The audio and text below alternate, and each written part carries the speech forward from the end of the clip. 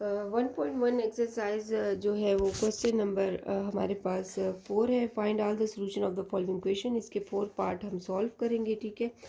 तो first part है T square minus 8t+7 is equal to 0। तो स्टूडेंट्स इसके लिए हम क्या करेंगे, हमने सॉल्यूशन में देखना है। अब ये इक्वेशन है हमारे पास, ठीक है। इसमें ये नहीं गिवन के क्वाड्रेटिक इक्वेशन से सॉल्व करें या फिर हमने फैक्टराइजेशन से सॉल्व करना है। तो जो हमें इजी लगेगा हम वही मेथड करेंगे। यहाँ पे फैक्टराइजेशन मेथड से हम इसको सॉल्व करते हैं। फैक्टराइजेशन में फर्स्ट और लास्ट टर्म हम इसी तरह लिख लेते हैं, जो सेंटर वाली वैल्यू है उसको देखते हैं, ठीक है। अब स्टूडेंट्स दो ऐसे नंबर लेने हैं जिसको मल्टीप्लाई करने से 7 आए और ऐड और सब्ट्रैक्ट करने से -8 आए, ठीक है। तो अगर हम 7 और 1 को ले लेते हैं, ठीक है। तो 7 और 1 को मल्टीप्लाई करने से 7 आता है और उसको ऐड और सब्ट्रैक्ट करने से -8 आता है। तो स्टूडेंट्स -7 हमें -1 लिखना पड़ेगा, ठीक है, क्योंकि माइनस माइनस प्लस होता है।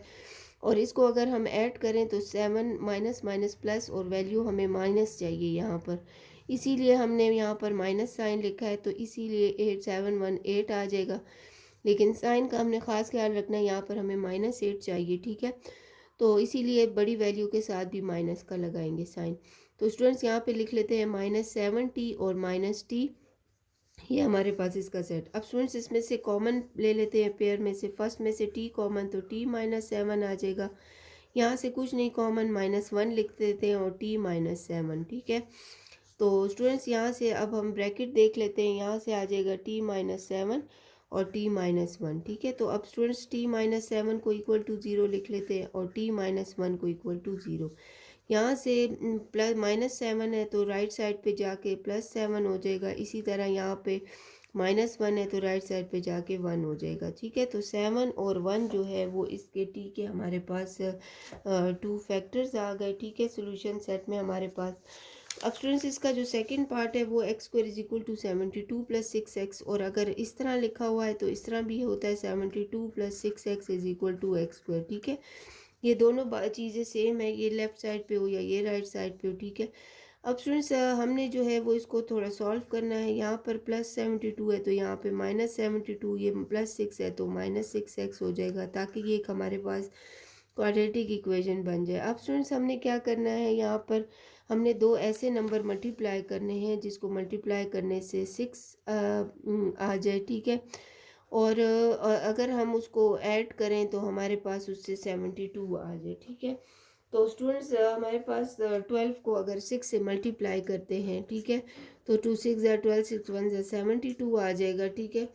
तो यहाँ पे 12 और 6 हम दो ऐसे नंबर को लिख लेंगे जिसको हमने मल्टीप्लाई प्लस माइनस करने से, अगर 12 में से 6 करें तो 6, तो 12 को 6 से मल्टीप्लाई करें तो 72 आता है, ठीक है। तो स्टूडेंट्स अगर इसको x² -6x -72, क्योंकि कांस्टेंट नंबर हमारे पास इस साइड पर होता है, तो 12 में से 6 को माइनस करेंगे तो 6 आएगा और अगर मल्टीप्लाई करेंगे तो 72 आएगा, ठीक है। फर्स्ट और लास्ट नंबर हम इसी तरह लिख लेते हैं। अब स्टूडेंट्स -6 है तो इसका मतलब है जो 12 है इसके साथ हमने माइनस का साइन लगाना है, बड़ी वैल्यू के साथ माइनस का साइन होगा, ठीक है। और हमें प्लस करना है तो यहाँ पे प्लस, ठीक है। तो हम लिख लेते हैं -12x + 6x। अब इसके पेयर हम बना लेते हैं स्टूडेंट्स, यहाँ पर x कॉमन हो जाएगा तो x -12 आ जाएगा, ठीक है। यहाँ से 6 कॉमन तो x माइनस, और यहाँ से 6 12 या 72 होता है तो 12 लिख लेंगे, ठीक है।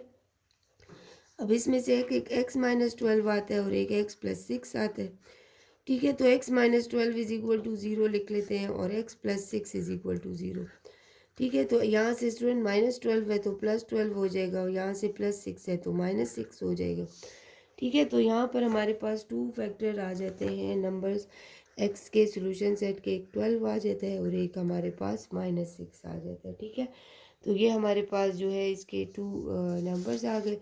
स्टूडेंट्स इसका जो थर्ड पार्ट है, ठीक है, वो हमारे पास है r² + 4r + 1 is equal to 0, ठीक है। तो स्टूडेंट्स हमने इधर देखना है question already quadratic equation form में, r² + 4r + 1। अब हमने स्टूडेंट्स क्या करना है, यहाँ पर फर्स्ट और लास्ट नंबर को हमने इसी तरह लिखना है। अब सेंटर में स्टूडेंट्स हमने देखना है कि 4r आना चाहिए। तो अब कोई से दो ऐसे नंबर जिसको मल्टीप्लाई करने से 1 आए और ऐड और सब्ट्रैक्ट करने से 4 आए। तो स्टूडेंट्स कोई ऐसे दो नंबर नहीं है जिसको हम मल्टीप्लाई करें और 1 आए और उसको ऐड करें, क्योंकि 1 1 ज़ार 1 ही आता है, ठीक है। 1 तो और किसी टेबल में नहीं आता, तो 1 को ऐड करें या सब्ट्रैक्ट या जो भी कर लें, इससे 4 कभी नहीं आता, ठीक है। तो इसके लिए हम स्टूडेंट यहाँ पर क्वाड्रेटिक इक्वेशन यूज़ कर लेते हैं, जो कि ax² + bx + c = 0 हमारे पास है।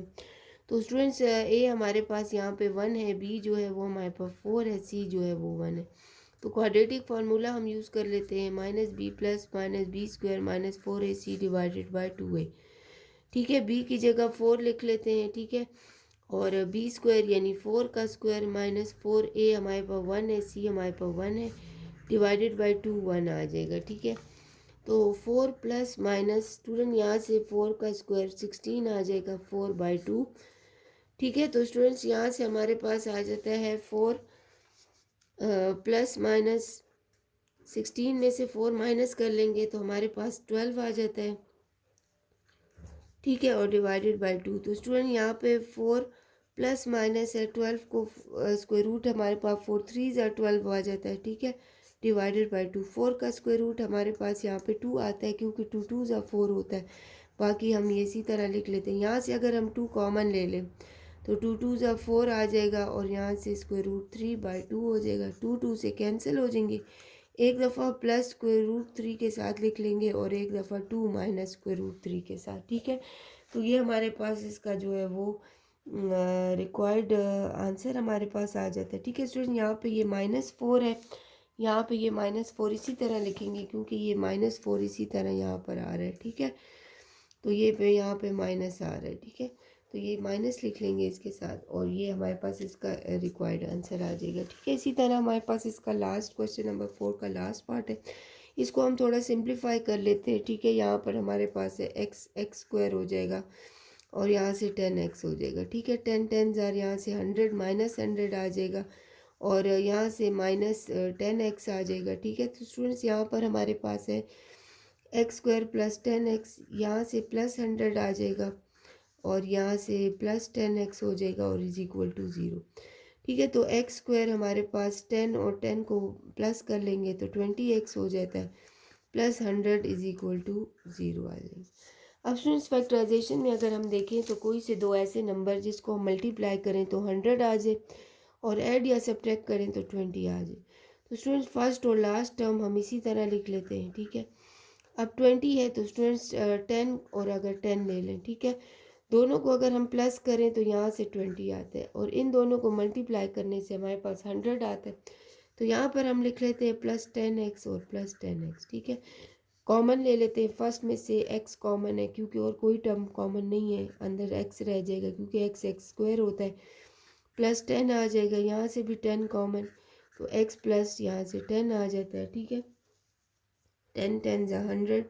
अब स्टूडेंट्स यहाँ से x + 10 और x + 10 ये इसके दोनों हमारे पास फैक्टर हो जाते। अब एक दफ़ा x + 10 को 0 के साथ लिख लेते हैं, दूसरे को भी x + 10 के साथ 0 लिख लेते हैं।